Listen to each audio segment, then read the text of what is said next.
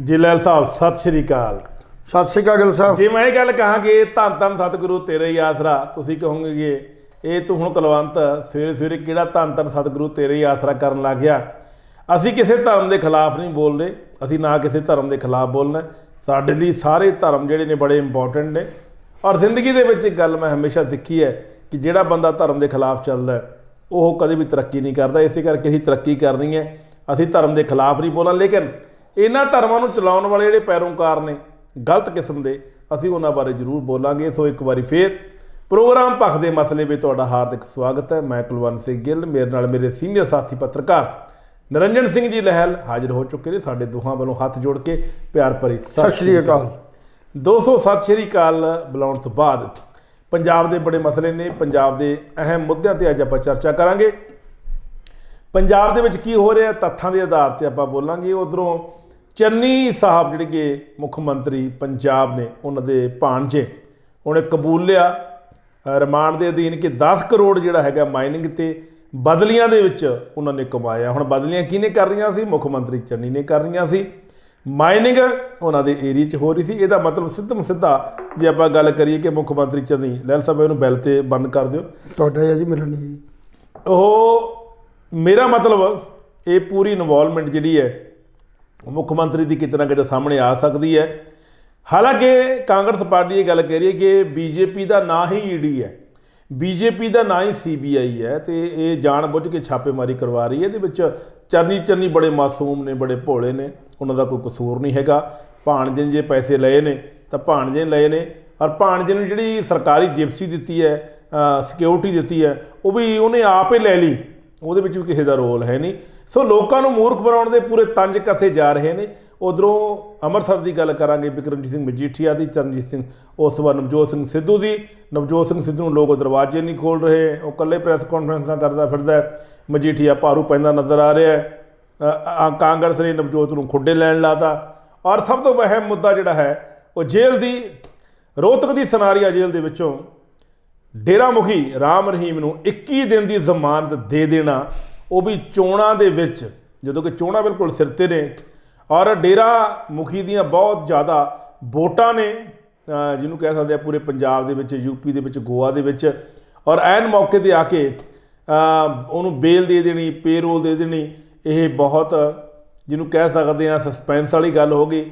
ਹੁਣ ਮਤਲਬ ਸਿੱਧੀਆਂ ਵੋਟਾਂ ਜਿਹੜੀਆਂ ਨੇ ਭਾਜਪਾ ਆਪਣੇ ਖੇਮੇ ਵਿੱਚ ਲਿਜਾਣਾ ਚਾਹੁੰਦਾ ਹੈ। ਔਰ ਪਹਿਲਾਂ ਬਾਬਾ ਜੀ ਸਾਡੇ ਗੁਰਮੀਤ ਰਾਮ ਰਹੀਮ ਜੀ ਤਣੇ ਤੜਾ ਕੇ ਮਰ ਗਏ, ਉਹਨੂੰ ਜ਼ਮਾਨਤ ਨਹੀਂ ਮਿਲੀ। ਪਰ ਹੁਣ ਚੋਣਾਂ ਦੇ ਵਿੱਚ 21 ਦਿਨ ਦੀ ਜ਼ਮਾਨਤ ਮਿਲ ਜਾਣੀ, ਯਾਨੀ ਕਿ ਵੋਟਾਂ ਤੋਂ ਬਾਅਦ ਬਾਬਾ ਜੀ ਅੰਦਰ ਜਾਣਗੇ। ਔਰ ਬਾਬਾ ਜੀ ਨੂੰ ਫਰਲੋ 'ਤੇ ਭੇਜਤਾ ਸਰਕਾਰ ਨੇ। ਹਾਲਾਂਕਿ ਛਤਰਪਤੀ ਦੇ ਬੇਟੇ ਨੇ ਇਹ ਹਾਈ ਕੋਰਟ ਵਿੱਚ ਪਟੀਸ਼ਨ ਵੀ ਦਾਇਰ ਅੱਜ ਕਰ ਦੇਣੀ ਹੈ ਕਿ ਜਿਹੜੀ ਇਹ ਪੇਰੋਲ ਹੈ, ਜਿਹੜੀ ਇਹ ਫਰਲੋ ਹੈ, ਇਹ ਐਵੇਂ ਦੇਤੀ, ਇਹਦੇ ਨਾਲ ਖਤਰਾ ਵੱਧ ਸਕਦਾ ਪੰਜਾਬ 'ਚ। ਲਹਿਲ ਸਾਹਿਬ, ਐਨ ਚੋਣਾਂ ਦੇ ਵਿੱਚ ਡੇਰਾ ਮੁਖੀ ਨੂੰ, ਗੁਰਮੀਤ ਰਾਮ ਰਹੀਮ ਨੂੰ ਇਹ ਫਰਲੋ ਦੇ ਦੇਣੀ, ਇਹ ਸਾਜ਼ਿਸ਼ ਹੈ ਜਾਂ ਕਿ ਕੈਦੀ ਦਾ ਫਰਲੋ ਲੈਣਾ, ਪੇਰੋਲ ਲੈਣਾ ਇੱਕ ਕਾਨੂੰਨੀ ਪ੍ਰਕਿਰਿਆ ਦਾ ਹਿੱਸਾ ਹੈ? ਮੇਰਾ ਫੋਨ ਥੋੜ੍ਹਾ ਮੈਨੂੰ ਸਾਈਡ 'ਤੇ ਥੱਲੇ ਦੇ ਦਿਓ। ਗੱਲ ਗਿੱਲ ਸਾਹਿਬ ਇਹ ਹੈ ਜੀ ਵੀ ਬਾਕੀ ਗੱਲਾਂ ਕਰਨ ਤੋਂ ਪਹਿਲਾਂ ਜੀ, ਜੇ ਹੁਣ ਰਾਮ ਰਹੀਮ ਦੇ ਸੰਬੰਧਿਤ ਗੱਲ ਕਰਨੀ ਹੈ ਜੀ, ਤੇ ਇਹ ਪਿਛੋਕੜ ਨੂੰ ਇਹ ਜਾਣਨਾ ਪਏਗਾ। ਜਿਵੇਂ ਕਿ ਆਮ ਇਲਜ਼ਾਮ ਲੱਗ ਰਿਹਾ ਵੀ ਜਿਹੜੇ ਵੀ ਬਾਕੀ ਕੈਦੀ ਨੇ, ਜਿਨ੍ਹਾਂ ਕੈਦੀਆਂ ਦੀ ਸਜ਼ਾ ਜਿਹੜੀ ਆ ਉਹ ਪੂਰੀ ਹੋ ਚੁੱਕੀ ਹੈ, ਜੀ ਜੀ, ਤੇ ਉਹ ਕੈਦੀ ਆਪਣੀ ਸਜ਼ਾ ਤੋਂ ਵੱਧ ਜਿਹੜੀ ਹੈ ਉਹ ਜੇਲ੍ਹਾਂ 'ਚ ਬੰਦ ਨੇ। ਉਹਨਾਂ ਵਾਸਤੇ ਸਰਕਾਰ ਦਾ ਨਜ਼ਰੀਆ ਕੁਛ ਹੋਰ ਹੈ। ਉਹਨਾਂ ਨੂੰ ਨਾ ਤਾਂ ਪੈਰੋਲ ਮਿਲ ਰਹੀ ਹੈ ਅਤੇ ਨਾ ਹੀ ਉਹਨਾਂ ਨੂੰ ਰਿਹਾਈ ਮਿਲ ਰਹੀ ਹੈ। ਜਦੋਂ ਕਿ ਸੁਪਰੀਮ ਕੋਰਟ ਨੇ ਕਲੀਅਰ ਕਿਹਾ ਹੋਇਆ ਵੀ ਇਹਨਾਂ ਦੀ ਰਿਹਾਈ ਕੀਤੀ ਜਾਵੇ। ਸਾਹਿਬ ਸ਼੍ਰੀ ਗੁਰੂ ਨਾਨਕ ਜੀ ਦੇ ਬਰਥਡੇ 'ਤੇ 550ਵੇਂ ਸਾਲ ਦੇ ਉੱਤੇ ਵੀ ਇਹ ਅਨਾਊਂਸਮੈਂਟ ਕਰ ਦਿੱਤੀ ਗਈ ਸੀ ਵੀ ਜਿੰਨੇ ਵੀ ਸਿਆਸੀ ਕੈਦੀ ਜਾਂ ਜਿਹੜੇ ਕੈਦੀਆਂ ਨੇ ਆਪਣੀ ਸਜ਼ਾ ਭੁਗਤ ਲਈ ਹੈ ਉਹਨਾਂ ਨੂੰ ਰਿਹਾ ਕੀਤਾ ਜਾਵੇ। ਪਰ ਉਹਨਾਂ 'ਚ ਜਿਹੜੇ ਦਵਿੰਦਰ ਸਿੰਘ ਡਾਕਟਰ ਭੁੱਲਰ ਨੇ, ਪ੍ਰੋਫੈਸਰ ਦਵਿੰਦਰ ਸਿੰਘ ਭੁੱਲਰ, ਉਹਨਾਂ ਨੂੰ ਅਜੇ ਤੱਕ ਕਿੰਨੀਆਂ ਮੰਗਾਂ ਹੋਣ ਦੇ ਬਾਵਜੂਦ ਹੀ, ਮੰਗ ਹੋਣ ਦੇ ਬਾਵਜੂਦ ਰਿਹਾਈ ਨਹੀਂ ਕੀਤਾ ਗਾ। ਪਰ ਦੂਸਰੇ ਪਾਸੇ ਜਿਹੜਾ ਰਾਮ ਰਹੀਮ ਨੂੰ ਜਿਹੜੀ ਆ ਉਹ ਪੈਰੋਲ ਜਿਹੜੀ ਆ ਉਹ ਦੇ ਦਿੱਤੀ ਗਈ ਹੈ। ਹੁਣ ਇਹਦੇ 'ਚ ਦੋ ਗੱਲਾਂ ਨੇ ਜੀ।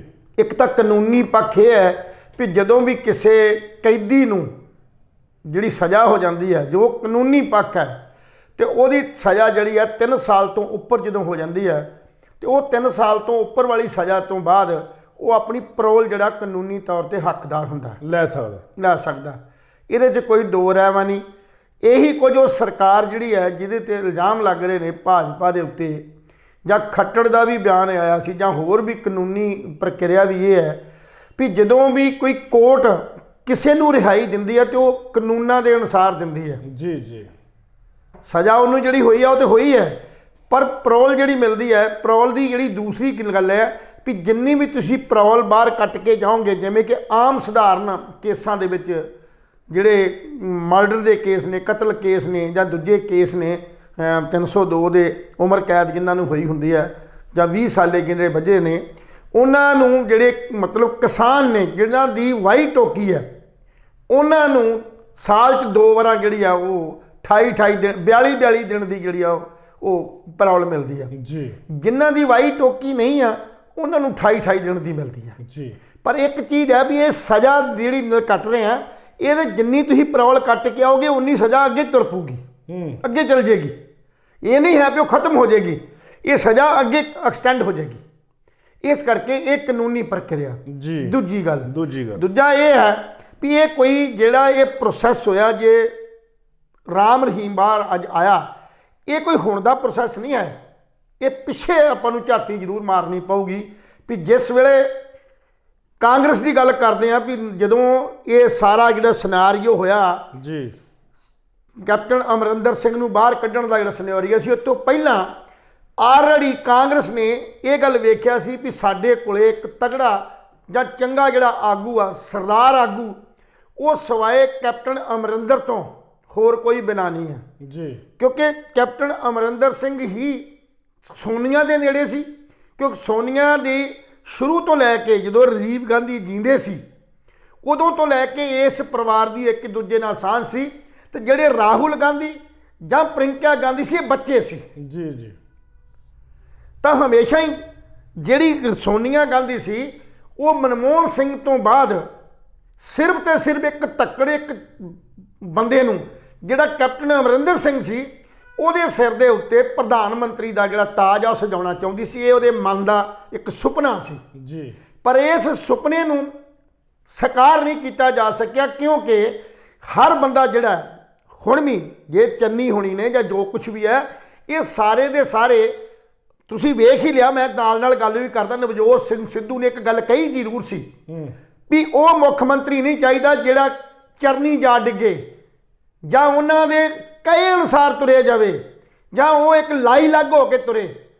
ਇਹ ਮੇਰਾ ਕਹਿਣ ਦਾ ਭਾਵ ਹੈ ਵੀ ਰਾਹੁਲ ਗਾਂਧੀ ਨੂੰ ਔਰ ਪ੍ਰਿੰਕਾ ਗਾਂਧੀ ਨੂੰ ਇਹ ਗੱਲ ਬੁਰੀ ਲੱਗਦੀ ਸੀ ਵੀ ਕੈਪਟਨ ਅਮਰਿੰਦਰ ਸਿੰਘ, ਸਾਰੇ ਹਿੰਦੁਸਤਾਨ ਦੇ ਲੋਕ ਸਾਡੇ ਪੈਰੀਂ ਹੱਥ ਲਾਉਂਦੇ ਨੇ, ਸਾਨੂੰ ਜੀ ਹਜ਼ੂਰੀਆ ਕਹਿੰਦੇ ਨੇ, ਸਾਡੇ ਕਹੇ ਅਨੁਸਾਰ ਚੱਲਦੇ ਨੇ, ਸਾਨੂੰ ਦੂਜੀ ਆਮ ਕਾਂਗਰਸ ਪਾਰਟੀ ਦੀ ਹਾਈ ਕਮਾਂਡ ਨੂੰ ਉੱਪਰ ਸਮਝਦੇ ਨੇ।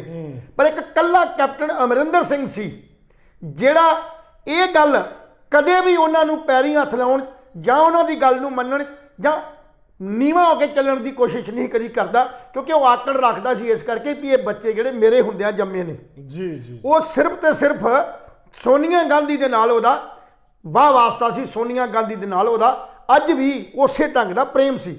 ਪਰ ਜਿਸ ਵੇਲੇ ਵੇਖਿਆ ਕਿ ਸੋਨੀਆ ਗਾਂਧੀ ਦੀ ਮਾਂ ਨੂੰ, ਆਪਣੀ ਮਾਂ ਨੂੰ ਰਾਹੁਲ ਗਾਂਧੀ ਹੋਣਾ ਨੇ ਦਬਾ ਲਿਆ, ਇਸ ਕਰਕੇ ਦਬਾ ਲਿਆ ਕਿ ਕੈਪਟਨ ਅਮਰਿੰਦਰ ਜਿਹੜਾ ਇਹ ਸਾਨੂੰ ਤਾਂ ਇੱਕ ਬੱਚੇ ਸਮਝਦਾ, ਸਾਨੂੰ ਤੇ ਸਮਝਦਾ ਕੱਖ ਨਹੀਂ।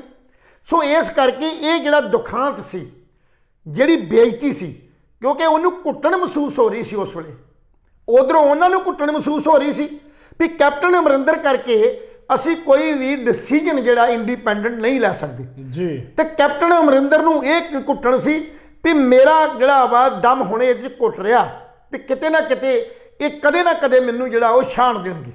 ਇਹ ਦੋ ਜਿਹੜੇ ਜਿਨ੍ਹਾਂ ਦੇ ਹੱਥ ਵਾਗ ਡੋਰਾਈ ਆ, ਸ਼ਾਇਦ ਤੁਹਾਨੂੰ ਯਾਦ ਆ ਮੈਂ ਕਈ ਵਾਰਾਂ ਗੱਲ ਕਹੀ ਆ, ਨਾਲ ਨਿਆਣੇ ਦੋਸਤੀ ਕਦੇ ਨਾ ਆਵੇ ਰਾਸ। ਜੇ 2000 ਜਿਹੜੀ 19 ਦੀਆਂ ਇਲੈਕਸ਼ਨਾਂ ਸੀ ਜਿੱਥੇ ਭਾਜਪਾ ਜਿੱਤੀ, ਅੱਜ ਮੋਦੀ ਜਿਹੜੇ ਦੂਸਰੀ ਵਾਰ ਚੇਨ ਦੇ ਪ੍ਰਧਾਨ ਮੰਤਰੀ ਨੇ, ਉਸ ਵੇਲੇ ਵੀ ਰਾਹੁਲ ਗਾਂਧੀ ਦੀ ਪ੍ਰਧਾਨਗੀ ਹੇਠੀ ਚੋਣਾਂ ਲੜੀਆਂ ਗਈਆਂ ਸੀ, ਤੇ ਸਾਰੇ ਹਿੰਦੁਸਤਾਨ ਚੋਂ ਸਟਕ ਜਿਹੜੀ ਹੈ ਉਹ ਹਾਰ ਜਿਹੜੀ ਉਹ ਕਾਂਗਰਸ ਦੇ ਪੱਲੇ ਇਸ ਕਰਕੇ ਪਈ ਸੀ ਕਿ ਉਹਦੀ ਸਟ੍ਰੈਟਜੀ ਇਦਾਂ ਦੀ ਸੀ, ਉਹਦੀ ਨੀਤੀ ਇਦਾਂ ਸੀ, ਜਿਸ ਨੀਤੀ ਕਰਕੇ ਭਾਰਤ ਚੋਂ ਜਿਹੜੀ ਹੈ ਉਹ ਕਾਂਗਰਸ ਜਿਹੜੀ ਆ ਖੇਰੂ ਖੇਰੂ ਹੋਈ ਜੀ। ਸੋ ਇਸ ਤੇ ਇੱਕ ਕਾਰਨ, ਮੇਰੀ ਗੱਲ ਲੰਮੀ ਥੋੜੀ ਹੋ ਜਾਏਗੀ, ਮੈਂ ਕਲੀਅਰ ਕਰੂੰਗਾ ਜੀ ਜੀ। ਸੋ ਮੇਰਾ ਕਹਿਣ ਦਾ ਭਾਵ, ਮੈਂ ਇਹ ਗੱਲ ਜਿਹੜੀ ਹੈ ਰਾਮ ਰਹੀਮ ਨਾਲ ਤਾਂ ਜੋੜਨਾ ਚਾਹੁੰਦਾ ਵੀ ਰਾਮ ਰਹੀਮ ਨੂੰ ਇਹ ਮਿਲੀ ਕਿਵੇਂ ਆ ਜੀ। ਜਿਸ ਵੇਲੇ ਇਹ ਕੁਝ ਵਾਪਰਿਆ ਤਾਂ ਇਹ ਜਿਹੜਾ ਨੁਕਤਾ ਸੀ ਦਮ ਘੁੱਟਣ ਵਾਲਾ, ਇਹ ਦਮ ਘੁੱਟਣ ਦੇ ਬਾਰੇ 'ਚ ਥੱਲੇ ਤੋਂ ਇਹ ਰਾਹੁਲ ਗਾਂਧੀ ਨੇ ਨਵਜੋਤ ਸਿੰਘ ਸਿੱਧੂ ਹੋਣਾ ਨੂੰ ਇਸ ਢੰਗ ਨਾਲ ਆਪਰੇਟ ਕੀਤਾ, ਕਿਉਂਕਿ ਇਹ ਨਵਜੋਤ ਸਿੰਘ ਸਿੱਧੂ ਇਹ ਚਰਨਜੀਤ ਤੇ ਸਾਰੇ ਦੇ ਸਾਰੇ ਸੀ ਜਿਹਨੂੰ ਹਾਈ ਕਮਾਂਡ ਉੱਪਰ ਕਹਿੰਦੇ ਆ। ਇਹ ਹਾਈ ਕਮਾਂਡ ਦੇ ਫੈਸਲੇ ਜਿਹੜੇ ਲਾਗੂ ਨਹੀਂ ਹੁੰਦੇ, ਉੱਥੇ ਸਿਰਫ ਤੇ ਸਿਰਫ ਰਾਹੁਲ ਗਾਂਧੀ ਤੇ ਪ੍ਰਿੰਕਿਆ ਗਾਂਧੀ ਦੀ ਮਤਲਬ ਜਿਹੜੀ ਹੈ ਉਹਦੀ ਚਾਪਲੂਸੀ ਹੈ। ਇਹ ਬੰਦਿਆਂ ਨੇ ਚਾਪਲੂਸੀ ਕਰਨ ਦੇ ਬਾਅਦ ਉਹਨੂੰ ਉੱਥੋਂ ਦਰਕਿਨਾਰ ਕਰਤਾ, ਪਰ ਉਹ ਪਹਿਲਾਂ ਹੀ ਰਿਜ਼ਾਈਨ ਕਰਕੇ ਚਲ ਗਿਆ। ਰਿਜ਼ਾਈਨ ਕਦੋਂ ਹੋਇਆ? ਇਹ ਤੋਂ ਪਹਿਲਾਂ, ਰਿਜ਼ਾਈਨ ਕਰਨ ਤੋਂ ਪਹਿਲਾਂ 3 ਮੀਟਿੰਗਾਂ ਜਿਹੜੀਆਂ ਨੇ ਉਹ ਅਮਿਤ ਸ਼ਾਹ ਜੀ ਹੋਣਾ ਦੇ ਨਾਲ ਗੁਪਤ ਰੂਪ ਚ ਕੀਤੀਆਂ ਜਾਂਦੀਆਂ ਰਹੀਆਂ ਜੀ। ਲਹਿਲ ਸਾਹਿਬ, ਆਪਾਂ ਮੁੱਦੇ ਤੋਂ ਥੋੜਾ ਮੈਂ ਕਲੀਅਰ ਕਰਨ ਲੱਗਾ, ਚਲੋ ਮੈਂ ਉਸ ਪਾਸੇ ਨਹੀਂ ਜਾਂਦਾ, ਬਾਬੇ ਵਾਲੀ ਗੱਲ ਤੇ ਆਪਾਂ ਮੈਂ ਬਾਬੇ ਦੀ ਗੱਲ ਹੁਣ ਕਰਨ ਲੱਗਾ, ਕਿਉਂਕਿ ਬਾਬੇ ਦੀ ਗੱਲ ਇੱਥੇ ਤੱਕ ਆਇਆ ਵੀ ਲੰਮੇ ਸਮੇਂ ਤੋਂ ਗੱਲ ਚੱਲਦੀ ਸੀ, ਕਿਉਂਕਿ ਪੰਜਾਬ ਦੇ ਅੰਦਰ ਇਸ ਵੇਲੇ 3-4 ਡੇਰੇ ਨੇ, ਰਾਧਾ ਸੁਆਮੀ ਡੇਰਾ, ਬੱਲਾਂ ਵਾਲਿਆਂ ਦਾ ਡੇਰਾ, ਆਸ਼ੂ ਦਾ ਡੇਰਾ ਔਰ ਰਾਧਾ ਸੁਆਮੀਆਂ ਦਾ ਡੇਰਾ। ਇਹਨਾਂ ਸਾਰਿਆਂ ਡੇਰਿਆਂ ਨਾਲੋਂ ਵੱਧ ਜਿਹੜੇ ਵੋਟ ਹੈ ਉਹ ਮਾਲਵੇ ਦੇ ਅੰਦਰ ਜਿਹੜੀ ਹੈ ਉਹ ਰਾਮ ਰਹੀਮ ਦੀ ਹੈ। ਜਦੋਂ ਉਹ ਰਾਮ ਰਹੀਮ ਦੀ ਜਿਹੜੀ ਵੋਟ ਹੈ, ਉਸ ਵੋਟ ਬੈਂਕ 'ਚ ਜੇ 117 ਹਲਕੇ ਪੰਜਾਬ ਦੇ ਨੇ, ਜਿਨ੍ਹਾਂ ਕੋਈ 56 ਹਲਕਿਆਂ ਦੇ ਵਿੱਚ ਉਹਨਾਂ ਦੇ ਜਿਹੜੇ ਉਹਦੇ ਡੇਰੇ ਦੇ ਨਾਲ ਸੰਬੰਧਿਤ ਪ੍ਰੇਮੀ ਜੁੜੇ ਹੋਏ ਨੇ, ਔਰ ਇਹ ਵੋਟ ਬੈਂਕ ਨੂੰ ਹਾਸਲ ਕਰਨ ਵਾਸਤੇ ਪਿਛਲੇ ਸਮੇਂ ਤੋਂ 2 ਵਾਰ ਇਹ ਪਹਿਲਾਂ ਵੀ ਆ ਚੁੱਕੇ ਨੇ ਬਾਹਰ, ਇਹ ਨਹੀਂ ਵੀ ਪਹਿਲੀ ਵਾਰ ਆਏ ਨੇ, ਪਹਿਲਾਂ ਵੀ ਬਾਹਰ ਆ ਕੇ ਆਪਣੇ ਕਾਰੋਬਾਰ ਦੇ ਜਿਹੜੇ ਪੈਸੇ ਜੋ ਜਿੱਥੇ ਕਿੱਥੇ ਲੱਗਾ ਸੀ ਉਹ ਕਲੈਕਟ ਕਰਕੇ ਗਏ ਨੇ। ਔਰ ਉੱਥੋਂ ਦੀ ਉਪਾਸਨਾ ਸਿੰਘ ਜਿਹੜੀ ਅੰਦਰ ਆ ਉਪਾਸਨਾ, ਉਹਦੇ ਫਾਦਰ ਨਾਲ ਇਹ ਸਾਰੀ ਗੱਲਬਾਤ ਤੈਅ ਹੋਈ ਵੀ ਉਹਨੂੰ ਕਿਵੇਂ ਲਿਆਂਦਾ ਜਾਵੇ। ਔਰ ਇਹ ਤੋਂ ਪਹਿਲਾਂ 1 ਮਹੀਨਾ 1.5 ਮਹੀਨਾ ਪਹਿਲਾਂ ਤੁਸੀਂ ਸ਼ਾਇਦ ਇਹਦੇ ਉੱਤੇ ਜਿਹੜੀ ਸੋਸ਼ਲ ਮੀਡੀਆ ਦੇ ਉੱਤੇ ਉਹਨਾਂ ਦੇ ਕੁੜਮ ਜੱਸੀ ਜਾਂ ਭਾਜਪਾ ਦੇ ਆਗੂ ਤੇ ਸਾਡੇ ਅਕਾਲੀ ਦਲ ਦੇ ਆਗੂ ਪ੍ਰੇਮ ਸਿੰਘ ਹੋਣੀ, ਚੰਦੂ ਮਾਜਰਾ ਸਾਹਿਬ ਤੇ ਕਾਂਗਰਸ ਦੇ ਕਾਫੀ ਅਹੁਦੇਦਾਰ ਜਿਹੜੇ ਨੇ ਉਸ ਮੀਟਿੰਗ 'ਚ ਸ਼ਾਮਲ ਹੋਏ। ਡੇਰੇ ਦੇ ਅੰਦਰ ਜਦੋਂ ਉੱਥੇ ਪ੍ਰਵਚਨ ਹੋ ਰਹੇ ਸੀ, ਜਿਹੜੇ ਉੱਥੋਂ ਦੇ ਡੇਰੇ ਦੇ ਪ੍ਰਬੰਧਕ ਨੇ ਉਹਨਾਂ ਨਾਲ ਪੂਰੀ ਤੈਅ ਕੀਤੀ ਗਈ ਗੱਲ, ਤੇ ਭਾਜਪਾ ਨੇ ਪੱਤਾ ਇਸ ਕਰਕੇ ਖੇਡਿਆ ਕਿ 47 ਲੱਖ ਵੋਟ ਜਿਹੜੀ ਹੈ ਹਿੰਦੁਸਤਾਨ ਦੇ ਅੰਦਰ 47 ਲੱਖ ਵੋਟ ਇਸ ਡੇਰੇ ਦੀ ਹੈ। ਇਸ ਕਰਕੇ ਹੀ ਇਹ ਪੈਂਤਲਾ ਵਰਤ ਕੇ ਇਹਨਾਂ ਨੂੰ ਰਾਮ ਰਹੀਮ ਨੂੰ ਬਾਹਰ ਉਹ ਲਿਆਂਦਾ ਗਿਆ। ਸੋ ਇਹ ਪੂਰੀ ਪਲਾਨ ਦੇ ਢੰਗ ਦੇ ਨਾਲ, ਕਿਉਂਕਿ ਅੱਜ ਸਾਡੇ ਜਿਹੜੇ ਨੇ ਮੁੱਖ ਪ੍ਰਧਾਨ ਮੰਤਰੀ ਨਰਿੰਦਰ ਮੋਦੀ ਜੀ ਪੰਜਾਬ ਆ ਰਹੇ ਨੇ ਜੀ, ਔਰ ਉਸ ਸਿਚੁਏਸ਼ਨ 'ਚ 2 ਦਿਨ ਦਾ ਉਹਨਾਂ ਦਾ ਦੌਰਾ ਹੈ। ਇਸ ਸਿਚੁਏਸ਼ਨ 'ਚ ਸਭ ਤੋਂ ਪਹਿਲਾਂ ਇਹਦੀ ਰਿਲੀਜ਼ ਕਰਨਾ, ਰਿਲੀਜ਼ ਕਰਕੇ ਇਹਨੂੰ ਡੇਰੇ ਪਹੁੰਚਾਉਣਾ, ਡੇਰੇ ਪਹੁੰਚਾਉਣ ਤੋਂ ਬਾਅਦ ਜੋ ਇਹ ਹੁਕਮ ਰਾਜਸੀ ਪਾਰਟੀਆਂ ਆਪੋ ਆਪਣਾ ਮਨਾਰਥ ਪੂਰਾ ਕਰਨ ਵਾਸਤੇ ਡੇਰੇ ਕੇ ਜਾਂਦੀਆਂ ਰਹੀਆਂ, ਪਰ ਉਹਦੇ 'ਚ ਕਾਮਯਾਬ ਕੌਣ ਹੋਏ ਨੇ? ਕਾਮਯਾਬ ਭਾਜਪਾ ਹੋਈ ਹੈ ਜੀ, ਕਿਉਂਕਿ ਹਰਿਆਣਾ ਨਾਲ ਜੁੜਨ ਕਰਕੇ ਰੂਲਿੰਗ ਪਾਰਟੀ ਹੈ ਨਾ, ਰੂਲਿੰਗ ਪਾਰਟੀ ਹੈ ਸਰਕਾਰ ਦੀ। ਸੋ ਇਸ ਕਰਕੇ ਇਹਨੂੰ ਜਿਹੜੀ ਹੈ ਕਾਨੂੰਨੀ ਪ੍ਰਕਿਰਿਆ ਨੂੰ ਅਡਾਪਟ ਕਰਦਿਆਂ ਹੋਇਆਂ, ਕਿਉਂਕਿ ਚੋਰ ਮੋਰੀਆਂ ਨੇ ਕਈ ਕੁਛ ਨੇ। ਸੋ ਜੇ ਅੱਜ ਪੰਜਾਬ ਦੇ ਅੰਦਰ ਸਭ ਤੋਂ ਜ਼ਿਆਦਾ ਮਾਲਵੇ ਦੇ ਅੰਦਰ ਜਾਂ ਨੇੜੇ ਹਰਿਆਣੇ ਦੀ ਬੈਲਟਾਂ ਦੇ ਨਾਲ 56 ਜਿਹੜੇ ਸਾਡੇ ਵਿਧਾਨ ਸਭਾ ਹਲਕੇ ਨੇ, ਇਹ ਤੁਸੀਂ ਵੇਖਣਾ ਅੱਗੇ ਤੋਂ ਬਾਅਦ ਇਹ ਕਿਵੇਂ ਸਿਨੈਰੀਓ ਬਦਲਦਾ।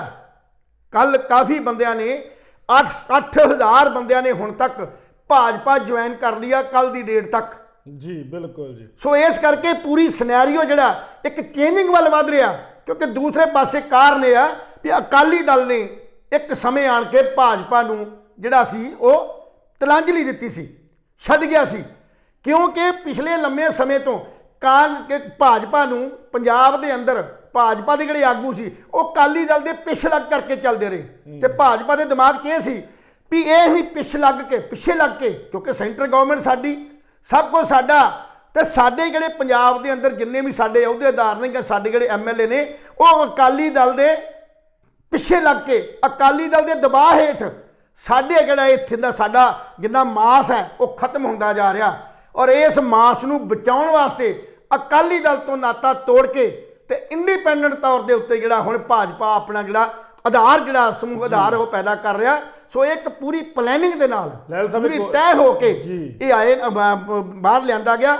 ਔਰ 21 ਦਿਨ ਦੀ ਪਰੌਲ ਬਹੁਤ ਵੱਡੀ ਹੁੰਦੀ। ਪਰੌਲ 21 ਦਿਨ ਦੇ ਵਿੱਚ ਕਿਹੜੀਆਂ ਨਵੀਆਂ ਸੰਭਾਵਨਾ ਪੈਦਾ ਹੁੰਦੀਆਂ ਨੇ, ਕਿਵੇਂ ਕਿਵੇਂ ਇਹ ਸਾਰਾ ਕੁਝ ਹੁੰਦਾ, ਇਹ ਇੱਕ ਅਲੱਗ ਇਸ਼ੂ ਹੈ। ਪਰ ਤੁਸੀਂ ਦੇਖਣਾ 2-4-5 ਦਿਨ ਦੇ ਅੰਦਰ ਅੰਦਰ ਬਹੁਤ ਵੱਡਾ ਜਿਹੜਾ ਖਲਾਅ ਉਹ ਪੈਦਾ ਹੋ ਜਾਏਗਾ ਔਰ ਬਹੁਤ ਵੱਡੇ ਆਗੂ ਜਿਹੜੇ ਨੇ ਉਹ ਦੁਬਾਰਾ ਫਿਰ ਇਹਨਾਂ ਦੀ ਸ਼ਰਨ 'ਚ ਭਾਜਪਾ ਦੀ ਸ਼ਰਨ 'ਚ ਜਾਣ ਨੂੰ ਤਿਆਰ ਬੈਠੇ ਨੇ। ਲਹਿਲ ਸਾਹਿਬ, ਸਭ ਤੋਂ ਵੱਡੀ ਗੱਲ ਇਹ ਹੈ ਕਿ ਮਾਲਵੇ ਦੇ ਵਿੱਚ ਵੋਟ ਬੈਂਕ ਬਹੁਤ ਜ਼ਿਆਦਾ ਹੈ ਡੇਰਾ ਮੁਖੀ ਦਾ। ਤੁਸੀਂ ਵੀ ਪਹਿਲਾਂ ਗੱਲ ਕਹਿ ਚੁੱਕੇ ਹੋ, ਮੈਂ ਖੁਦ ਮਾਲਵੇ ਦਾ ਰਹਿਣ ਵਾਲਾ।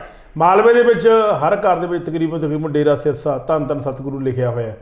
ਔਰ ਇਹ 'ਚ ਕੋਈ ਸ਼ੱਕ ਵਾਲੀ ਗੱਲ ਨਹੀਂ ਕਿ ਭਾਜਪਾ ਨੇ ਬਹੁਤ ਐਨ ਮੌਕੇ 'ਤੇ ਆ ਕੇ ਪੱਤਾ ਖੇਡਿਆ ਔਰ ਬਹੁਤ ਸਾਰੀਆਂ ਅਣਗਿਣਤ ਵੋਟਾਂ ਨੇ ਜਿਹੜੀਆਂ ਕਿ ਕਿਉਂਕਿ ਅੰਦਰ ਖਾਤੇ ਦੇਖੋ ਖੁੱਲ੍ਹ ਕੇ ਤਾਂ ਮੈਦਾਨ ਵਿੱਚ ਨਹੀਂ ਆਉਣਗੇ, ਇਹ ਤਾਂ ਗੱਲ ਪੱਕੀ ਹੈ। ਡੇਰਾ ਮੁਖੀ ਅੰਦਰ ਖਾਤੇ ਐਲਾਨ ਹੋਏਗਾ ਕਿ ਇਸ ਵਾਰ ਵੋਟ ਭਾਜਪਾ ਨੂੰ ਪਾਉਣੀ ਹੈ, ਕਿਉਂਕਿ ਭਾਜਪਾ ਨੇ ਕੋਈ ਨਾ ਕੋਈ ਬਾਬੇ ਨਾਲ ਕਮਿਟਮੈਂਟ ਕੀਤੀ ਹੋਣੀ ਹੈ, ਪੱਕਾ ਇਹ ਗਰੰਟੀ ਹੈ। ਹਾਲਾਂਕਿ ਸਜ਼ਾ ਹੋ ਚੁੱਕੀ ਹੈ 20 ਸਾਲ 2 ਮਾਮਲਿਆਂ ਵਿੱਚ, ਸਾਧਵੀ ਜੌਨ ਸ਼ੋਸ਼ਣ ਤੇ ਛਤਰਪਤੀ ਕਤਲ ਕੇਸ ਦੇ ਵਿੱਚ। ਲੇਕਿਨ ਸਰਕਾਰਾਂ ਦੇ ਹੱਥ ਬਹੁਤ ਕੁਝ ਹੁੰਦਾ। ਚਾਲ ਚੱਲਣ ਠੀਕ ਕਰ ਲਓ ਤਾਂ ਸਜ਼ਾ ਮਾਫ ਹੋ ਜਾਂਦੀ ਹੈ। 15 ਅਗਸਤ 26 ਜਨਵਰੀ ਆ ਗਈ ਤਾਂ ਸਜ਼ਾ ਮਾਫ ਹੋ ਜਾਂਦੀ ਹੈ। ਕੋਈ ਸ਼ਤਾਬਦੀ ਆ ਗਈ ਤਾਂ ਸਜ਼ਾ ਮਾਫ ਹੋ ਜਾਂਦੀ ਹੈ, ਸਜ਼ਾ ਘਟ ਜਾਂਦੀ ਹੈ। ਸੋ ਕਹਿਣ ਦਾ ਮਤਲਬ ਹੈ ਵੀ ਡੇਰਾ ਮੁਖੀ ਨੂੰ ਬਾਹਰ ਕੱਢਣ ਦੀ ਪੂਰੀ ਸਾਜ਼ਿਸ਼ ਔਰ ਪੂਰੀ ਪਲੈਨਿੰਗ। ਭਾਜਪਾ ਜੇ ਮੰਨ ਲਓ ਬਹੁਮਤ ਹਾਸਲ ਕਰ ਲੈਂਦੀ ਹੈ, ਬਹੁਮਤ ਹਾਸਲ ਇਹ ਕਰਕੇ ਨਹੀਂ ਕਿ ਉਹ 67 ਸੀਟਾਂ ਲੈ ਜਾਏਗੀ। ਮੰਨ ਲਓ ਭਾਜਪਾ 20 ਤੋਂ 25 ਸੀਟਾਂ ਲੈ ਜਾਂਦੀ ਹੈ ਤਾਂ ਨੇਚਰਲੀ ਗੱਲ ਹੈ ਫਿਰ ਅਕਾਲੀ ਦਲ ਤੇ ਭਾਜਪਾ ਦੀ ਸਰਕਾਰ ਬਣਨੀ ਤਾਂ ਇਹ ਗਰੰਟੀ ਹੈ, ਮੈਥੋਂ ਲਿਖਾ ਲਓ। ਹਾਲਾਂਕਿ ਹਰਦੀਪ ਪੁਰੀ ਦਿੱਲੀ ਦੇ ਜਿਹੜੇ ਮੰਤਰੀ ਨੇ ਉਹਨੇ ਗੱਲ ਕਲੀਅਰ ਕੀਤੀ ਹੈ ਕਿ ਅਕਾਲੀਆਂ ਨਾਲ ਸਮਝੌਤਾ ਕਰਨ ਦਾ ਸਵਾਲ ਹੀ ਪੈਦਾ ਨਹੀਂ ਹੁੰਦਾ। ਇਹਨਾਂ ਲੀਡਰਾਂ ਦੀ ਕਹਿਣੀ ਤੇ ਕਰਨੀ 'ਚ ਜ਼ਮੀਨ ਸਮਾਨ ਦਾ ਫਰਕ ਹੈ। ਤੁਸੀਂ ਵੇਖੀ ਜਾਇਓ ਅਕਾਲੀ ਦਲ ਦੇ ਬਹੁਤ ਸਾਰੇ ਬੰਦੇ ਭਾਜਪਾ 'ਚ ਕਿਉਂ ਗਏ, ਉਹ ਇਸੇ ਵਾਸਤੇ ਗਏ ਵੀ ਇੱਧਰ ਟਿਕਟ ਅਸੀਂ ਕਿਸੇ ਹੋਰ ਨੂੰ ਦਿੰਦੇ ਹਾਂ, ਤੁਸੀਂ ਉੱਥੋਂ ਟਿਕਟ ਲੈ ਲਿਓ, ਤੁਸੀਂ ਜਿੱਤ ਗਏ ਤਾਂ ਵੀ ਸਾਡੇ ਹੋ, ਅਸੀਂ ਜਿੱਤ ਗਏ ਤਾਂ ਵੀ ਤੁਹਾਡੇ ਆ। ਇਹ ਬੜੀ ਕੈਲਕੂਲੇਸ਼ਨ ਜਿਹੜੀ ਹੈ ਪੰਜਾਬ ਦੇ ਵਿੱਚ ਚੱਲਣ ਰਹੀ ਹੈ। ਇਹ ਕੈਲਕੂਲੇਸ਼ਨ ਚੱਲ ਕਿਉਂ ਰਹੀ ਹੈ ਲਹਿਲ ਸਾਹਿਬ ਵੀ ਆਮ ਆਦਮੀ ਪਾਰਟੀ ਨੂੰ ਨਹੀਂ ਅੱਗੇ ਆਉਣ ਦੇਣਾ। ਬਿਲਕੁਲ ਜੀ ਬਿਲਕੁਲ। ਅੱਜ ਨਵਜੋਤ ਸਿੰਘ ਸਿੱਧੂ ਇੱਕ ਚੀਜ਼ ਮੰਨ ਗਿਆ, ਪਹਿਲਾਂ ਕਦੇ ਨਹੀਂ ਮੰਨਿਆ, ਪਹਿਲਾਂ ਉਹਨੇ ਕਦੇ ਬਿਆਨ ਨਹੀਂ ਦਿੱਤਾ। ਅੱਜ ਉਹ ਕਹਿੰਦਾ ਹੈ ਕਿ ਕਾਂਗਰਸ ਪਾਰਟੀ ਜਿਹੜਾ ਮੁਕਾਬਲਾ ਹੈ ਉਹ ਆਮ ਆਦਮੀ ਪਾਰਟੀ ਨਾਲ ਆ। ਮਤਲਬ ਨਵਜੋਤ ਸਿੰਘ ਸਿੱਧੂ ਵੀ ਇਹ ਗੱਲ ਮੰਨ ਗਿਆ ਕਿ ਪੰਜਾਬ ਦੇ ਵਿੱਚ ਆਮ ਆਦਮੀ ਪਾਰਟੀ ਆਉਣ ਵਾਲੀ ਹੈ ਔਰ ਆਮ ਆਦਮੀ ਪਾਰਟੀ ਦਾ ਪੂਰਾ ਜ਼ੋਰ ਹੈ। ਅਕਾਲੀ ਦਲ ਨੂੰ ਲਾਈਨ 'ਚੋਂ ਬਾਹਰ ਕੱਢਤਾ।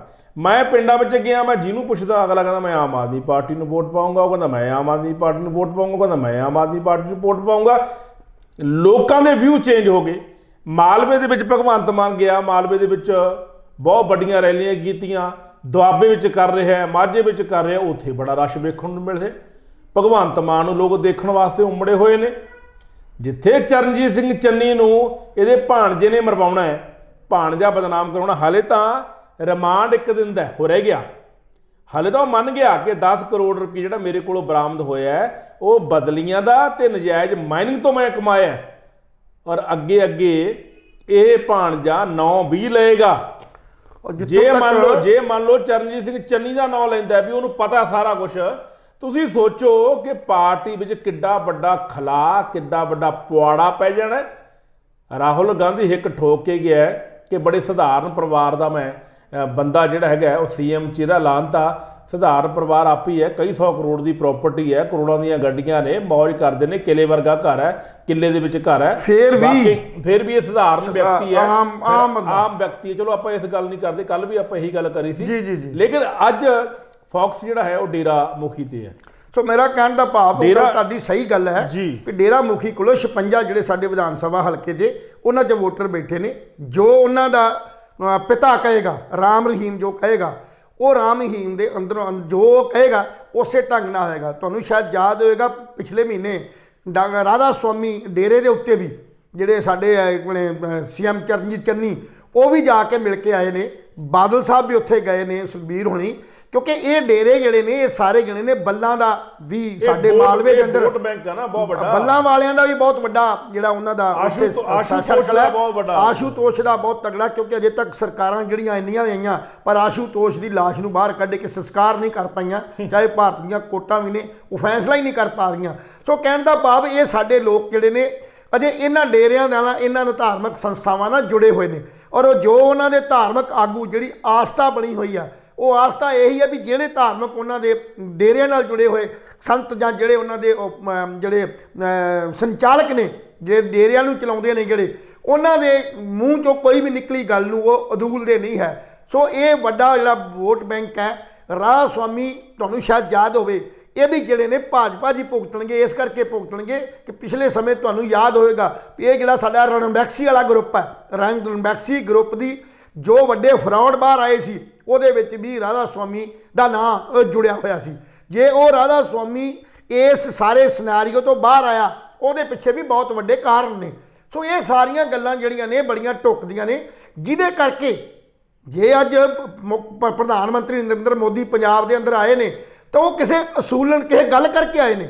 ਇਸ ਤੋਂ ਪਾਉਣ ਤੋਂ ਪਹਿਲਾਂ ਉਹਨਾਂ ਨੇ ਸਭ ਤੋਂ ਪਹਿਲਾਂ ਸੁਪਰੀਮ ਕੋਰਟ ਵੱਲੋਂ ਜਿਹੜੇ ਜੱਜ ਨਿਰਧਾਰਿਤ ਕੀਤੇ ਗਏ ਸੀ, ਉਹ ਜਿਹੜਾ ਜਿਸ ਵੇਲੇ ਇਹਨਾਂ ਦੀ ਸਿਕਿਉਰਿਟੀ ਦੇ ਵਿੱਚ ਜਿਹੜਾ ਉਹ ਚੂਕ ਹੋਈ ਸੀ, ਉਹਦੀ ਇਨਵੈਸਟੀਗੇਸ਼ਨ ਕਰਨ ਵਾਸਤੇ ਪਰਸੋਂ ਜਿਹੜੀ ਹੈਗੀ ਆ ਉਹ ਟੀਮ ਹੈ ਸੁਪਰੀਮ ਕੋਰਟ ਤੋਂ ਇਨਵੈਸਟੀਗੇਸ਼ਨ ਕਰਕੇ ਗਈ ਆ ਵੀ ਕੀ ਇਸ ਚੂਕ ਦੇ ਵਿੱਚ ਜਿਹੜਾ ਮੁੱਖ ਮੰਤਰੀ ਚਰਨਜੀਤ ਚੰਨੀ ਆ ਇਹਦਾ ਕਿੰਨਾ ਹੱਥ ਹੈ ਜੀ, ਜਾਂ ਇਹਦੇ ਵਿੱਚ ਕਮਜ਼ੋਰੀ ਜਿਹੜੀ ਕਾਰਨ ਡੀਜੀਪੀ ਦੀ ਸੀ, ਚਰਨਜੀਤ ਚੰਨੀ ਦੀ, ਪ੍ਰਸ਼ਾਸਨ ਦੀ ਸੀ, ਕਿੱਥੇ ਖੜੀ ਸੀ ਜੀ। ਸੋ ਪ੍ਰਸ਼ਾਸਨ ਸਾਰਾ ਜਿਹੜਾ ਨਾ ਜਿੱਥੇ ਫਾਇਦਾ ਕਿੱਥੇ ਹੋ ਰਿਹਾ, ਮੈਂ ਜਿਹੜੀ ਗੱਲ ਵਿੱਚੋਂ ਤੁਸੀਂ ਟੋਕ ਦਿੱਤੀ ਸੀ ਜੀ, ਪ੍ਰਸ਼ਾਸਨ ਕੀ ਹੈ, ਸਾਰਾ ਜਿਹੜਾ ਪ੍ਰਸ਼ਾਸਨ ਹੈ, ਪ੍ਰਸ਼ਾਸਨ ਦੇ ਬਹੁਤ ਵੱਡੇ ਹਿੱਸੇ ਦੇ ਉੱਤੇ ਕੈਪਟਨ ਅਮਰਿੰਦਰ ਸਿੰਘ ਦਾ ਦਬਾਅ ਹੈ ਜੀ, ਕਿਉਂਕਿ ਹੋਰ ਕਿਸੇ ਦੀ ਵੀ ਗੱਲ ਸੁਣਨ ਨੂੰ ਪ੍ਰਸ਼ਾਸਨ ਤਿਆਰ ਨਹੀਂ। ਪਰ ਪ੍ਰਸ਼ਾਸਨ ਦੇ ਬਹੁਤ ਵੱਡੇ ਅਫਸਰ ਜਿਹੜੇ, ਬਹੁਤ ਵੱਡਾ ਪ੍ਰਭਾਵ ਜਿਹੜਾ ਉਹ ਕੈਪਟਨ ਅਮਰਿੰਦਰ ਸਿੰਘ ਦਾ। ਕਿਸੇ ਨੇ ਪੁੱਛਿਆ ਸੀ ਵੀ ਕੈਪਟਨ ਅਮਰਿੰਦਰ ਦੇ ਆਉਣ ਨਾਲ ਭਾਜਪਾ ਨੂੰ ਕੋਈ ਫਾਇਦਾ ਹੋ ਸਕਦਾ? ਜੀ ਜੀ, ਕੀ ਫਾਇਦਾ ਹੋਏਗਾ, ਕਿਉਂਕਿ ਉਹ ਆਪ ਹੀ ਡਾਊਨ ਹੋਇਆ ਪਿਆ।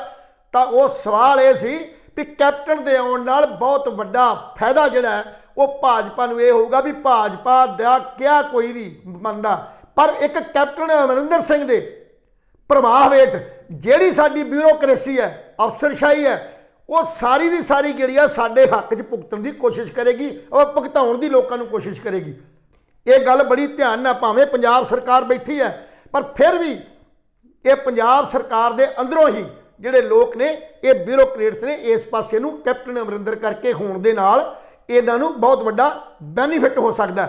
ਸੋ ਇਹ ਕਾਰਨ ਦੋ ਨੇ। ਇੱਕ ਸਾਡਾ ਰਾਜਪਾਲ ਵੱਲੋਂ ਈਡੀ ਦਾ ਇੱਕ ਅਲੱਗ ਇਸ਼ੂ ਹੈ। ਰਾਜਪਾਲ ਵੱਲੋਂ ਵੱਖਰੇ ਤੌਰ ਤੇ ਇੱਕ ਕਮੇਟੀ ਬਣਾ ਕੇ ਜਿਹਦਾ ਮੁਖੀ ਜਿਹੜਾ ਉਹ ਡੀਐਸਪੀ ਨੂੰ ਨਿਰਧਾਰਿਤ ਕੀਤਾ ਗਿਆ ਵੀ ਇਹ ਸਾਬਤ ਕੀਤਾ ਜਾਵੇ ਵੀ ਚਰਨਜੀਤ ਚੰਨੀ ਦਾ ਇਸ ਈਡੀ ਦੇ ਜਿਹੜੇ ਪਏ ਛਾਪੇ ਜਿੱਥੇ ਹਨੀ ਫੜਿਆ ਗਿਆ, ਇਹਦੇ ਨਾਲ ਕੀ ਸੰਬੰਧ ਸੀ, ਇਹ ਪੈਸਿਆਂ ਨਾਲ ਜਿਹੜਾ 10 ਕਰੋੜ ਦਾ ਇਹਦਾ ਲੈਣ ਦੇਣ ਕਿਵੇਂ ਹੋਇਆ। ਇੱਕ ਪਾਸੇ ਤੇ ਰਾਜਪਾਲ ਇੰਡੀਪੈਂਡੈਂਟ ਜਿਹੜੀ ਇਹਦੀ ਇਨਵੈਸਟੀਗੇਸ਼ਨ ਕਰਾ ਰਿਹਾ, ਔਰ ਦੂਸਰੇ ਪਾਸੇ ਈਡੀ ਜਿਹੜੀ ਆ ਉਹ ਇਨਕੁਆਇਰੀ ਕਰਾਉਣ ਦੀ ਕੋਸ਼ਿਸ਼ ਕਰ ਰਹੀ ਆ, ਔਰ ਤੀਸਰੇ ਪਾਸੇ ਜਿਹੜੀ ਸੁਪਰੀਮ ਕੋਰਟ ਹੈ ਇਹ ਹੋਈ ਚੂਕ ਜਿਹੜੀ ਹੈ ਸਿਕਿਉਰਿਟੀ ਦੇ ਵਿੱਚ, ਉਹਦੀ ਇਨਵੈਸਟੀਗੇਸ਼ਨ ਆਜ਼ਾਦੀ ਤੌਰ ਤੇ ਕਰਾ ਰਿਹਾ। ਪਰ ਸਾਰਾ ਕੁਝ ਹੋਣ ਦੇ ਬਾਵਜੂਦ ਵੀ ਕਾਂਗਰਸ ਦੇ ਜਿਹੜੇ ਸਾਰਾ ਜਿਹੜਾ ਸਿਸਟਮ ਹੈ ਇਹ ਇਸ ਕਰਕੇ ਮੰਨਣ ਨੂੰ ਤਿਆਰ ਨਹੀਂ ਵੀ ਚਰਨਜੀਤ ਚੰਨੀ ਦੀ ਉਹਦੀ ਇਨਵੋਲਵਮੈਂਟ ਹੋਊਗੀ। ਇਸ ਕਰਕੇ ਕਿ ਜੇ ਚਰਨਜੀਤ ਚੰਨੀ ਦੇ ਉੱਤੇ ਇਹ ਗੱਲ ਕੀਤੀ ਕਰਕੇ ਉਹਨੂੰ ਇਹ ਅਨਾਉਂਸ ਨਾ ਕੀਤਾ ਜਾਂਦਾ ਤੇ ਉਹਨਾਂ ਨੂੰ ਐ ਸੀ ਵੀ ਜਿਹੜੀ ਸਾਡੀ ਦਲਿਤ ਵੋਟ ਹੈ ਇਹ ਸਾਡੀ ਭੁਗਤਣੀ ਨਹੀਂ। ਜਦੋਂ ਕਿ ਇਹਦੇ ਨੇ ਮਨ ਦੇ ਅੰਦਰ ਇੱਕੋ ਹੀ ਗੱਲ ਆ ਵੀ ਖਰੇ ਕਾਂਗਰਸ ਨਾਲ ਹੀ ਜੁੜੇ ਹੋਏ ਨੇ ਉਹ ਜੀ, ਕਿਉਂਕਿ ਬਾਕੀ ਸਾਰੀਆਂ ਪਾਰਟੀਆਂ ਦਾ ਵੀ ਪ੍ਰੋਗਰਾਮ ਹੈ, ਦਲਿਤ ਉਹਨਾਂ ਨਾਲ ਵੀ ਜੁੜੇ ਹੋਏ ਨੇ, ਪਰ ਇਹ ਦਲਿਤ ਦਾ ਪੱਤਾ ਖੇਡ ਕੇ ਇਹ ਆਪਣੇ ਆਪ ਨੂੰ ਚਾਹੁੰਦੇ ਕੀ ਨੇ। ਦੂਸਰੇ ਪਾਸੇ ਅੱਜ ਪਹਿਲੀ ਵਾਰ ਜਿੱਦਾਂ ਨਵਜੋਤ ਸਿੰਘ ਸਿੱਧੂ ਦੀ ਤੁਸੀਂ ਗੱਲ ਕੀਤੀ ਹੈ, ਉਹਨੇ ਪਹਿਲੀ ਵਾਰ ਇਹ ਗੱਲ ਮੰਨ ਲਈ ਵੀ ਹੁਣ ਕੈਪਟਨ ਜਿਹੜਾ ਸਾਡਾ ਚਰਨਜੀਤ ਚੰਨੀ ਹੈ ਇਹ ਅਗਲਾ ਆਉਣ ਵਾਲਾ ਸੰਭਾਵੀ ਸਾਡਾ ਸੀਐਮ ਹੈ। ਜਿਹੜਾ ਪੰਜਾਬ ਮਾਡਲ ਹੈ ਹੁਣ ਮੇਰੀ ਕੋਈ ਜ਼ਿੰਮੇਵਾਰੀ ਨਹੀਂ, ਹੁਣ ਪੰਜਾਬ ਦੀ ਜਿਹੜਾ ਪੰਜਾਬ ਮੇਰਾ ਮਾਡਲ ਸੀ ਉਹਨੂੰ ਚੰਨੀ ਲਾਗੂ ਕਰੇਗਾ। ਐਡੀ ਵੱਡੀ ਜਿਹੜੀ ਇੱਕ ਦਿਨ 'ਚ ਬਦਲ ਜਾਣਾ, ਇਹ ਬਦਲਣ ਦਾ ਕਾਰਨ ਸਿਰਫ ਰਾਜਗੱਦੀ ਉਹਨੂੰ ਨਾ ਮਿਲਣ ਦਾ ਸੀਗਾ, ਇਹਦੇ ਸਿਰ ਤੇ ਤਾਜ ਨਹੀਂ ਸੱਜਦਾ। ਪਰ ਅਸੀਂ ਤੇ ਕਈ ਵਾਰ ਇਹ ਪੁੱਛਦੇ ਹਾਂ ਵੀ ਜਿਹੜੇ ਤੁਸੀਂ 15 ਸਾਲ ਪਹਿਲਾਂ 15 ਸਾਲ ਤੁਸੀਂ ਜਿਹੜੇ ਉਹ ਵਜ਼ਾਰਤ 'ਚ ਰਹੇ ਹੋ, ਤੁਹਾਡੀ ਵਾਈਫ ਜਿਹੜੀ ਹੈ ਉਹ ਸੰਸਦ ਦੀ ਸਕੱਤਰ ਰਹੀ ਹੈ, ਐਮਐਲਏ ਰਹੀ ਹੈ, ਉਸ ਵੇਲੇ ਤੁਹਾਡੀ ਜਿਹੜੇ ਪਏ ਸਫਲਤਾ ਨੂੰ ਪੂਰ ਨਹੀਂ ਪਿਆ, ਤੁਹਾਨੂੰ ਕੀ ਕੁਝ ਨਹੀਂ ਮਿਲਿਆ। ਤੁਸੀਂ ਅੱਜ ਇੱਕ ਬਿਆਨ ਦਿੰਦੇ ਹੋ ਵੀ ਅਗਰ ਅਸੀਂ ਸਫਲ ਨਾ ਹੋਏ, ਅਜੇ ਇਸ ਗੱਲ ਹੀ ਸਫਲ ਨਾ ਹੋਏ ਤੇ ਅਸੀਂ ਆਪੋ ਆਪਣੇ ਕਿੱਤੇ 'ਚ ਵਾਪਸ ਚਲੇ ਜਾਵਾਂਗੇ। ਅਸੀਂ ਉਹ 15 ਸਾਲ ਦਾ ਹਿਸਾਬ ਮੰਗਦੇ। 15 ਸਾਲ ਤੁਸੀਂ ਅਹੁਦੇਦਾਰ ਰਹੇ ਹੋ, ਮੈਂਬਰ ਪਾਰਲੀਮੈਂਟ ਰਹੇ ਹੋ, ਤੁਹਾਡੀ ਵਾਈਫ ਜਿਹੜੀ ਹੈ ਉਹ ਸੰਸਦੀ ਸਕੱਤਰ ਰਹੀ ਹੈ, ਕਿ ਉਹ ਕਾਮਯਾਬੀ ਨਹੀਂ ਸੀ? ਉਹਨੂੰ ਕਾਮਯਾਬੀ ਦਾ ਨਾਂ ਨਹੀਂ ਦਿੱਤਾ ਜਾ ਸਕਦਾ? ਹੁਣ ਕਿਹੜੀ ਇਹੋ ਜਿਹੀ ਕਾਮਯਾਬੀ ਹੈ ਜਿਹਦੇ ਲਈ ਆਪਾਂ ਕਹਿੰਦੇ ਵੀ ਸਫਲ ਨਾ ਹੋਏ? ਉਹ ਵੀ ਤੁਹਾਡੀ ਸਫਲਤਾ ਦਾ ਰਾਈ ਇੱਕ ਜਿਹੜਾ ਸੀ, ਸਫਲਤਾ ਨੂੰ ਜੋੜੋ ਨਾਲ, ਉਹਨੂੰ ਮਾਈਨਸ ਨਾ ਕਰੋ। ਸੋ ਇਸ ਕਰਕੇ ਇਹ ਸਾਰਾ ਕੁਝ ਜਿਹੜਾ ਸਿਰਫ ਇਸ ਕਰਕੇ ਹੈ, ਜੇ ਇਨਵੈਸਟੀਗੇਸ਼ਨ ਹੋ ਜਾਂਦੀ ਹੈ, ਜਿਵੇਂ ਹਨੀ ਨੇ ਕੱਲ ਜਿਹੜਾ ਰਿਮਾਂਡ ਦੇ ਅੰਦਰ ਇਹ ਗੱਲ ਸਵੀਕਾਰ ਕਰ ਲਈ ਹੈ ਵੀ ਜਿਹੜਾ ਇਹ 10 ਕਰੋੜ ਰੁਪਈਆ ਮੇਰੇ ਕੋਲ ਆਇਆ, ਇਹ ਪੈਸਾ ਮੇਰੇ ਕੋਲ ਮਾਈਨਿੰਗ ਔਰ ਨਾਲ ਟ੍ਰਾਂਸਫਰਾਂ ਜਿਹੜੀਆਂ ਅਥਾਰਟੀਜ਼ ਦੀਆਂ ਕੀਤੀਆਂ ਗਈਆਂ ਉਹਨਾਂ ਤੋਂ ਪੈਸਾ ਜਿਹੜਾ ਕਲੈਕਟ ਹੋਇਆ। ਸੋ ਕਹਿਣ ਦਾ ਭਾਵ ਅੱਜ ਇਲੈਕਸ਼ਨ ਦੇ ਦੌਰਾਨ ਵੱਖ-ਵੱਖ ਪਾਰਟੀਆਂ ਭਾਵੇਂ ਇਸ ਗੱਲ ਨੂੰ ਲੈ ਕੇ ਚਰਚਾ ਕਰਦੀਆਂ ਫਿਰਦੀਆਂ ਨੇ ਵੀ ਰਾਮ ਰਹੀਮ ਨੂੰ ਕਿਉਂ ਛੱਡਿਆ ਗਿਆ। ਕੱਲ ਆਪਣੇ ਸ਼੍ਰੋਮਣੀ ਅਕਾਲੀ ਦਲ ਨੇ ਔਰ ਜਿਹੜਾ ਸਾਡਾ ਸ਼੍ਰੋਮਣੀ ਗੁਰਦੁਆਰਾ ਪ੍ਰਬੰਧਕ ਕਮੇਟੀ ਨੇ ਵੀ ਤੇ ਸ਼੍ਰੀ ਅਕਾਲ ਤਖਤ ਸਾਹਿਬ ਤੋਂ ਵੀ ਇੱਕ ਜ਼ਰੂਰ ਰੋਸ ਪ੍ਰਗਟ ਕੀਤਾ ਗਿਆ। ਇਹ ਮੰਗ ਕੀਤੀ ਗਈ ਵੀ ਇਹਦੀ ਰਿਹਾਈ ਜਿਹੜੀ ਆ ਉਹ ਕੈਂਸਲ ਕੀਤੀ ਜਾਵੇ।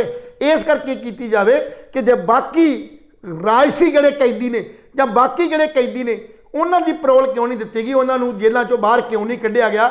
ਸੋ ਇਹ ਵੀ ਇੱਕ ਕਈ ਕਾਰਨ ਨੇ।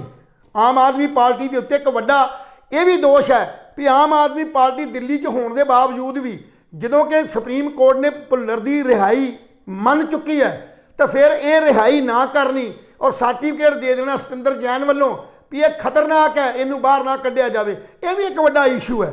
ਕਿਉਂਕਿ ਪੰਜਾਬ ਦੀ ਜਦੋਂ ਗੱਲ ਕਰਦੇ ਆ ਤਾਂ ਸਪਸ਼ਟ ਗੱਲ ਆ ਵੀ ਜੇ ਕੋਈ ਬਾਹਰਲਾ ਬੰਦੇ ਜਦੋਂ ਸਾਡੇ ਪੰਜਾਬ 'ਚ ਆਉਂਦੇ ਨੇ ਤਾਂ ਸਾਡੇ ਪੰਜਾਬ ਦੀ ਜ਼ਮੀਨੀ ਜਿਹੜੀ ਹਕੀਕਤ ਨੂੰ ਨਹੀਂ ਮੰਨ ਪਾਉਂਦੇ। ਹਾਂ, ਆਮ ਪਬਲਿਕ ਦੇ ਵਿੱਚ ਇਹ ਪ੍ਰਭਾਵ ਜ਼ਰੂਰ ਲੋਕਾਂ 'ਚ ਗਿਆ ਵੀ ਜੇ ਦੂਜਿਆਂ ਨੂੰ ਮੌਕਾ ਦਿੱਤਾ ਤੇ ਤੀਜਿਆਂ ਨੂੰ ਜਿਹੜੇ ਆਮ ਆਦਮੀ ਪਾਰਟੀ ਨੂੰ ਦਿੱਤਾ ਜਾਵੇ।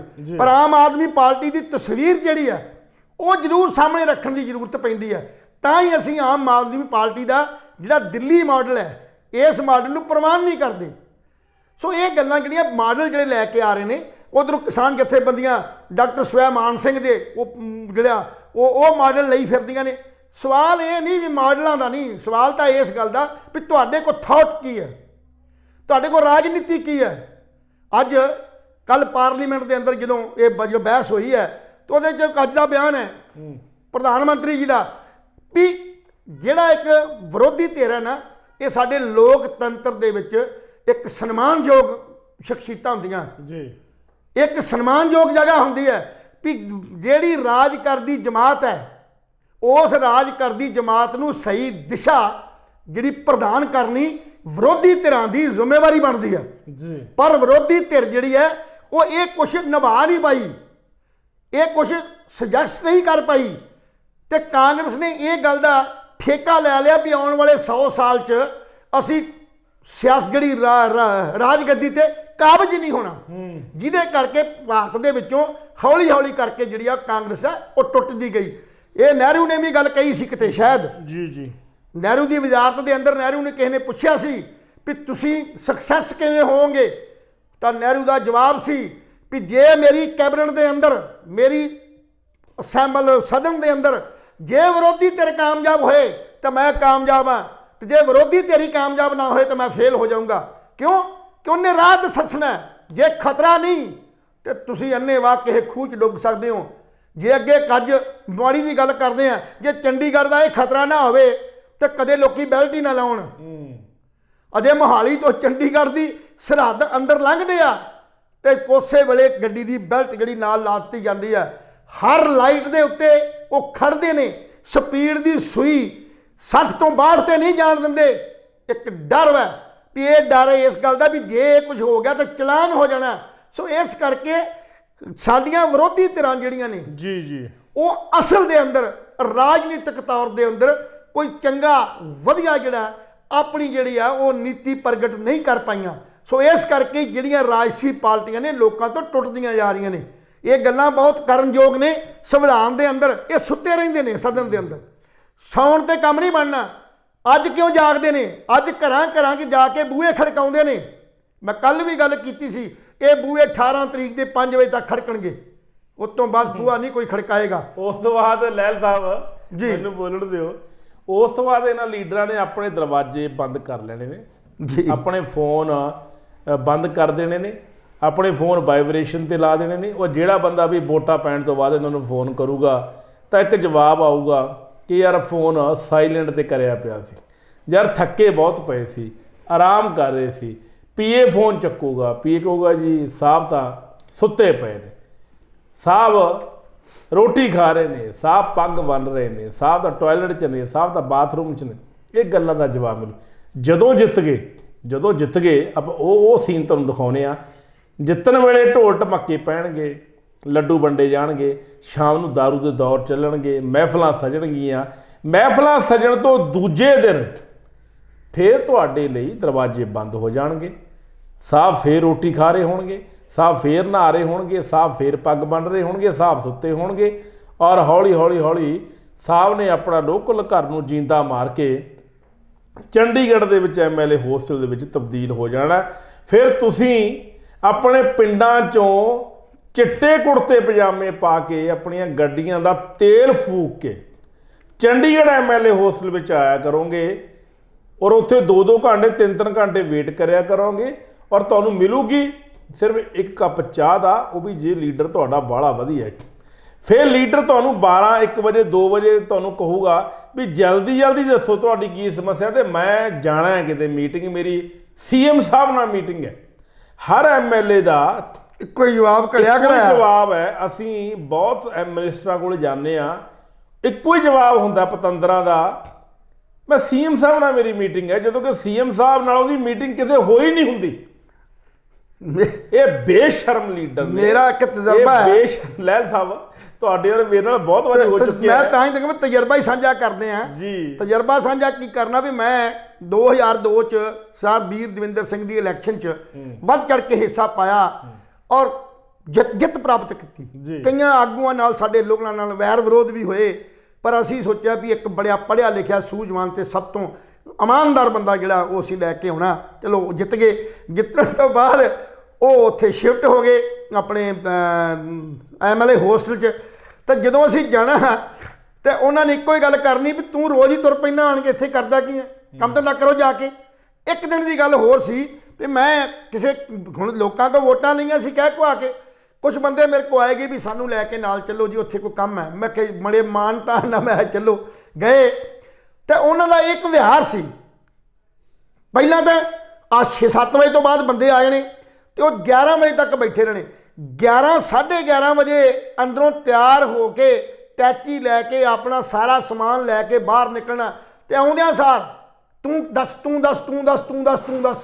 ਇਹ ਤੂੰ ਦੱਸ ਕਰਕੇ ਉਹਨਾਂ ਗੱਡੀ 'ਚ ਬਹਿ ਜਾਣਾ। ਤਾਂ ਮੈਂ ਉੱਥੇ ਇੱਕ ਵਾਰੀ ਗੱਲ ਕਹੀ ਵੀ ਦੱਸੋ ਜੀ, ਤੁਸੀਂ ਦੱਸੋ, ਅਸੀਂ ਤੁਹਾਨੂੰ ਮਿਲਣਾ ਹੈ ਤੇ ਤੂੰ ਦੱਸ ਕੀ ਮਤਲਬ? ਅਸੀਂ ਘੰਟਿਆਂ ਤੋਂ ਖੜੇ ਹਾਂ ਇੱਥੇ, ਘੰਟਿਆਂ ਤੋਂ ਖੜ ਕੇ ਵੇਟ ਕਰ ਰਹੇ ਹਾਂ ਤੇ ਤੁਸੀਂ 5 ਮਿੰਟਾਂ 'ਚ ਇਹ ਗੱਲ ਕਹਿ ਕੇ ਮੇਰੀਆਂ ਮੀਟਿੰਗਾਂ ਨੇ। ਇਹ ਮੇਰੇ ਆਪਣਾ ਤਜਰਬੇ ਦੀ ਮੈਂ ਤੁਹਾਡਾ ਗੱਲ ਕੀਤੀ ਹੈ। ਸੋ ਇਹ ਰਾਜਨੀਤਿਕ ਲੋਕਾਂ ਦਾ ਇੱਕ ਕਿਰਦਾਰ ਹੈ। ਇਹ ਕਿਰਦਾਰ ਕਾਂਗਰਸ ਦਾ ਇਕੱਲੇ ਦਾ ਨਹੀਂ, ਸਾਰੀਆਂ ਪਾਰਟੀਆਂ ਦਾ। ਇਹ ਆਮ ਆਦਮੀ ਪਾਰਟੀ ਦਾ ਵੀ ਹੈ, ਸਾਰੇ ਬੇਈਮਾਨ ਹੈ। ਇਹ ਅਕਾਲੀ ਦਲ ਦਾ ਵੀ ਹੈ। ਇਹ ਸਾਰੀਆਂ ਉਹਨਾਂ ਪਾਰਟੀਆਂ ਦੀਆਂ ਜਿਹੜੀਆਂ ਰਾਜਸੀ ਪਾਰਟੀਆਂ ਸਿਰਫ ਰਾਜ ਗੱਦੀ 'ਚੋਂ ਹਿੱਸਾ ਲੱਭਦੀਆਂ ਨੇ, ਰਾਜ ਗੱਦੀ ਲਈ ਚੋਣਾਂ ਲੜ ਰਹੀਆਂ ਨੇ। ਇਹਨਾਂ ਨੂੰ ਕਿਸੇ ਆਮ ਬੰਦੇ ਨਾਲ ਕੋਈ ਮਤਲਬ ਹੀ ਨਹੀਂ ਹੈ। ਆਮ ਬੰਦੇ ਦੀ ਪਰਿਭਾਸ਼ਾ ਹੀ ਬਦਲ ਗਈ ਹੈ।